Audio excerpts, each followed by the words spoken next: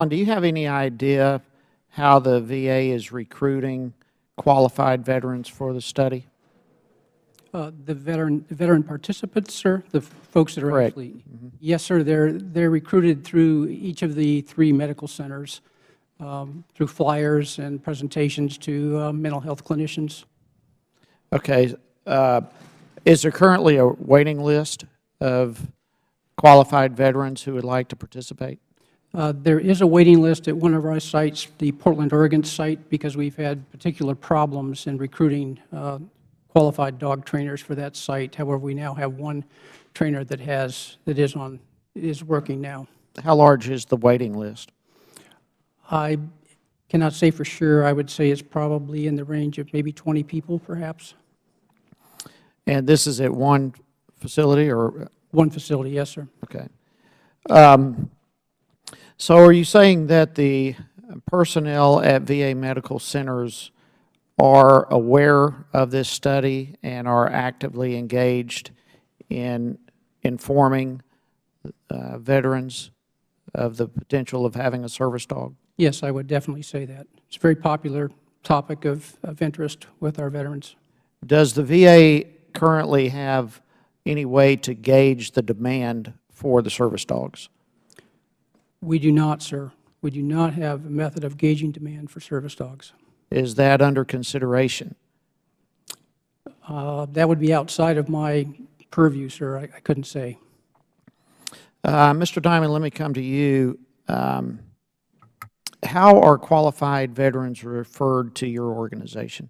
We've never advertised for a veteran to come to our organization. They find us through word of mouth, through the very tight veteran community. But when the veteran applies to us, we have a 22-page application. We do interviews, criminal background checks. We do a thorough vetting process. So by the time the veteran comes to our campus, perhaps a year after they applied, we know a bevy about them and are ready to bring them into our program. So you don't do any advertising per se, it's all word of mouth? Absolutely. If we advertise, we would get inundated. We're pushing a 2-year wait list now. All right, that's my point. That's where I was going. So the VA doesn't seem to have a whole lot of information here. Of course, it's not been their program, but you are actively involved in providing service dogs to veterans, and you have a 2-year waiting list. How many, do you have any way of gauging what the need is? I wish we had the good measure, and since I'm under oath, I'm not going to venture a guess, but I do know this for sure, that the number of veterans that are referred to us from the VA because a VA treating physician says, I don't have anything else that can help you, is increasing every single day. Sure, absolutely. Mr. Lyle, let me ask you, and first of all, thank you for your service, for your testimony. Both are powerful, and we deeply and in a heartfelt way say thank you for what you have done for our country. How did you find out that service dogs were an option for PTS? So I actually had a personal friend of mine who had a service dog that he also had to acquire on his own and train. I'm not quite sure which organization he received his dog, well, where he got his dog trained. But I knew that that was something that was an option that veterans could utilize. And then when I went out to organizations, specifically I went to organizations in Texas because that's where I'm currently living. I